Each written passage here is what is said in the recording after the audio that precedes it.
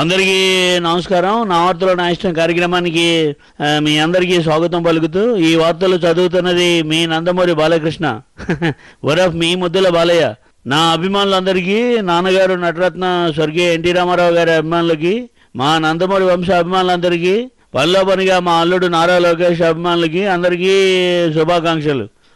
Brothers, మరి నాకు సినిమాలు అయినా రాజకీయాలు అయినా ఒకటే, నో డిఫరెన్స్. మరి నేను తొడగొడితే సినిమాల్లో అయినా రాజకీయాల్లో అయినా బాక్సులు బద్దలు కావాల్సిందే. దానికి సంబంధించిన మరిన్ని వివరాలకి పోయే ముందు ఒక్కసారి వాటి హెడ్లైన్స్ చదువుతా, ఆ తర్వాత వరుస పెట్టి కుక్క తిప్పుకోకుండా డైలాగులు వదులుతా. తెలుసుగా, తెలుగు సినీ ఫీల్డ్లో కుక్క తిప్పుకోకుండా డైలాగులు వదలాలంటే ఒక నందమూరి వంశానికే సాధ్యం. నేను ప్రచారం చేయకున్న బావకి భలే రెస్పాన్స్. ఇక నేను తొడగొడితే బాక్సులు బద్దల్స్. తండ్రికి చెడ్డ పేరు తెచ్చిన జగన్ అటర్ ఫ్లాప్, నాన్నగారికి కీర్తి తెచ్చిన నేను బంపర్ హిట్. బావను ఢిల్లీ పంపడానికి ఇదే అదును, బాధ్యతలు స్వీకరించమంటే నేను కాదనను. Now news in details. చూడండి బ్రదర్స్, మరి ఆ రోజుల్లో సినిమాల్లో మనం వద్దన్నా కాదన్నా నన్ను చిరంజీవిని పోల్చేవారు. మరి అలాగే రాజకీయాల్లోనూ నన్ను జగన్ని పోలుస్తున్నారు. జగన్ తన తండ్రి వైఎస్ రాజశేఖర రెడ్డికి చెడ్డ పేరు తెచ్చి రాజకీయాల్లో అటర్ ఫ్లాప్ అయ్యారు. మరి నేను నాన్నగారు నటరత్న ఎన్టీ రామారావు గారికి కీర్తిని తెచ్చిపెట్టి సినిమాల్లో బంపర్ హిట్ కొట్టాను. అది కరెక్ట్. ఇక దానికి సంబంధించిన మరిన్ని వివరాలు చెప్పడానికి మన వీరాభిమాని బాలు లైవ్ లో ఉన్నాడు. Over to Balu. నాయనా బాలయ్య బాబు, నేనయ్యా నీ అమ్మను. బాబు, నువ్వింక సినిమా వాళ్లతో అనవసరంగా పోలికలు పెట్టుకో మాకు. ఇప్పుడు రాజకీయాల్లో పోలికలు పెట్టుకో బాబు. ఆ జగన్ని చూడు, వాళ్ళ నాయన వైఎస్ రాజశేఖర్ రెడ్డి గారు సెక్రటేరియట్ లో సీఎం కుర్చీని పెట్టి వెళ్లారు. అది కావాలని ఆ అబ్బాయి 3 ఏళ్లుగా పోరాటం చేస్తున్నాడు.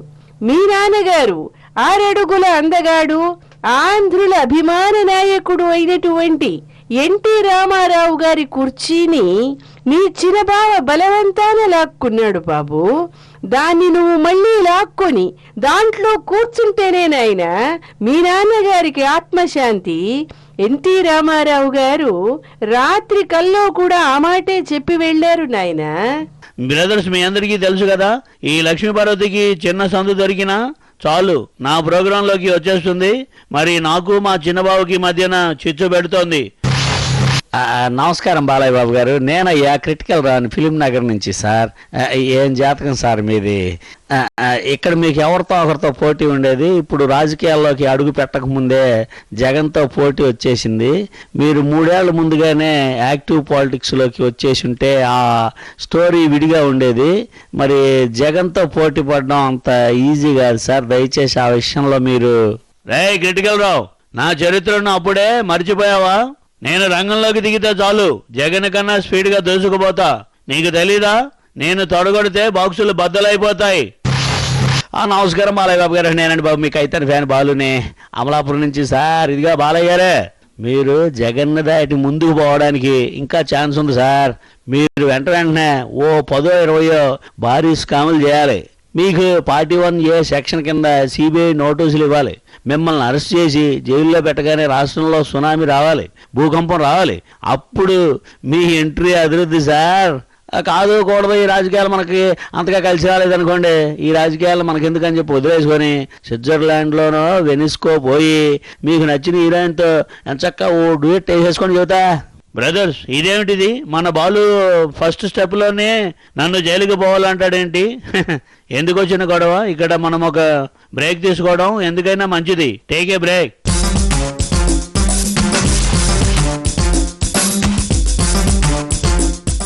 Welcome back. నా వార్తలు నా ఇష్టం కార్యక్రమానికి విరామం తర్వాత మళ్ళీ తిరిగి స్వాగతం. బ్రదర్స్, మరి చిన్నబాబుని ఢిల్లీ పంపడానికి ఇదే సరైన సమయం. ఇక్కడి బాధ్యతల్ని నన్ను చూసుకోమని అడిగితే నేను కాదనను. హలో బాలకృష్ణ, నేను నట వాచస్పతి మంచు మోహనబాబుని మాట్లాడుతున్నా. అప్పుడు చిరంజీవితో పోటీ పడింది నేనే. ఇప్పుడు జగన్తో పోటీ పడాలంటే అన్ని అర్హతలు నాకే ఉన్నాయి. ఇటు అన్న ఎన్టీ రామారావు గారికి ప్రియమైన తమ్ముణ్ణి, అటు జగన్కు బంధువుని. అటు నుంచి ఇటు వస్తా, ఇటు నుంచి అటు పోతా, అటు ఇటు ఎటు నుంచి అయినా దుసుకుపోతా. అర్థమైందా బ్రదర్? విన్నారా? నా విషయమే ఇంకా తేలలేదని నేను అనుకుంటుంటే మధ్యలో మోహన్ బాబు ఎంట్రీ ఒకటి. నమస్కారం అండి బాలయ్య బాబు గారు, నేను రోజాను.